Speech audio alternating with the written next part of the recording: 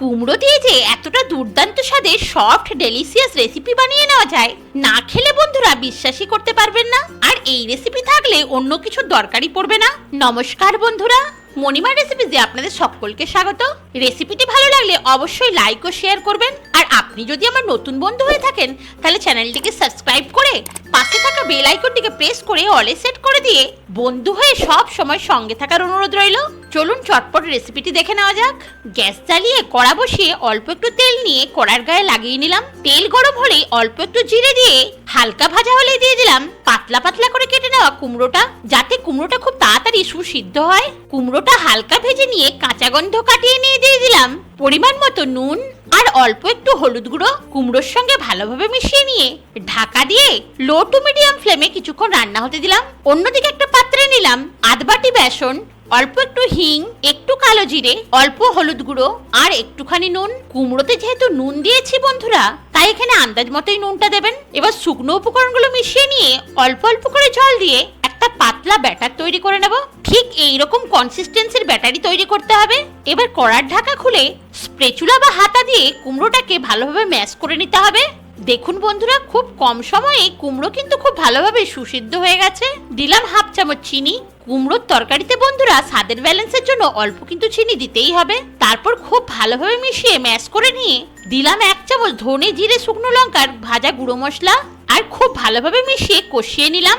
বন্ধুরা, এই একটা মশলাতেই কুমড়োর স্বাদ যেন 100 গুণ বাড়িয়ে দেয়। এবার গুলে নেওয়া বেসনের ব্যাটারটা ঢেলে নিয়ে ভালোভাবে মিশিয়ে নিলাম। এবার মিডিয়াম টু হাই ফ্লেমে 5 থেকে 6 মিনিট রান্না করলেই বন্ধুরা ঠিক এইরকম কনসিস্টেন্সি চলে আসবে। তারপর 1 চামচ গাওয়া ঘি দিয়ে ভালোভাবে মিশিয়ে নিলাম। এতে স্বাদ যেমন অনেকখানি বেড়ে যাবে, ঠান্ডা হলে হাতে লেগেও যাবে না। টেস্ট বাড়িয়ে নিতে অল্প বিট লবণ ছড়িয়ে দিলাম আর মিশিয়ে নিয়ে গ্যাস বন্ধ করে দিলাম।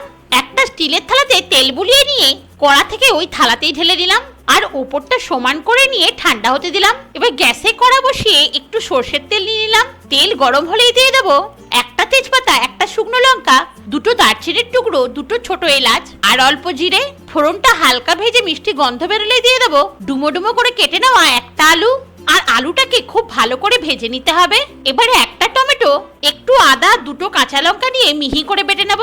2 চামচ টক দই ফেটিয়ে নিয়ে তাতে হাফ চামচ জিরে গুঁড়ো আর হাফ চামচ ধনে গুঁড়ো নিয়ে মিশিয়ে নিলাম। আলুগুলো লালচে করে ভেজে নিয়ে দিলাম অল্প হলুদের গুঁড়ো আর হাফ চামচ কাশ্মীরি লঙ্কার গুঁড়ো। লো ফ্লেমে মশলাগুলো হালকা করে ভেজে নিয়ে দিলাম বেটে নেওয়া মশলাটা আর মিক্সির জার ধুয়ে অল্প জল। কিছু সময় ধরে ভালোভাবে কষিয়ে নিয়ে দিলাম প্রয়োজন মতো নুন আর স্বাদের ব্যালেন্সের জন্য অল্প চিনি। বন্ধুরা, বাড়ির সকলে কুমড়ো অপছন্দ করলেও কুমড়োর এই রেসিপিটি এতটাই দুর্ধর্ষ হয় যে সকলে আঙুল চেটে খেয়েছে।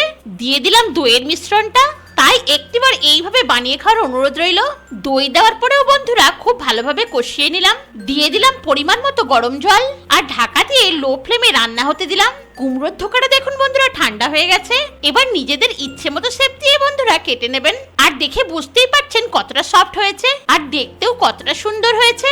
এবার ফ্রাই প্যানে অল্প তেল গরম করে কুমড়োর ধোকাগুলো একটা একটা করে দিয়ে মিডিয়াম ফ্লেমে উল্টে পাল্টে ভেজে নিয়ে তেল ছেঁকে তুলে নিলাম।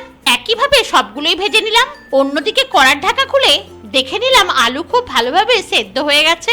এবার কুমড়োর ধোকাগুলো একটা একটা করে গ্রেভির মধ্যে ভালোভাবে ডুবিয়ে দিয়ে ঢাকা দিয়ে 2 থেকে 3 মিনিট রান্না করে নেব।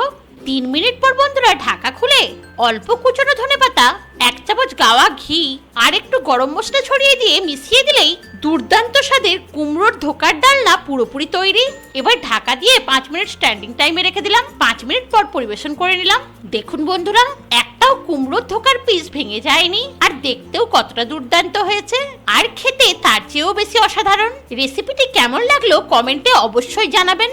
ভালো লাগলে লাইক ও শেয়ার করবেন আর নতুন বন্ধু হয়ে থাকলে সাবস্ক্রাইব করার সাথে সাথে হাইপ করতেও ভুলবেন না। ভালো থাকবেন, ধন্যবাদ।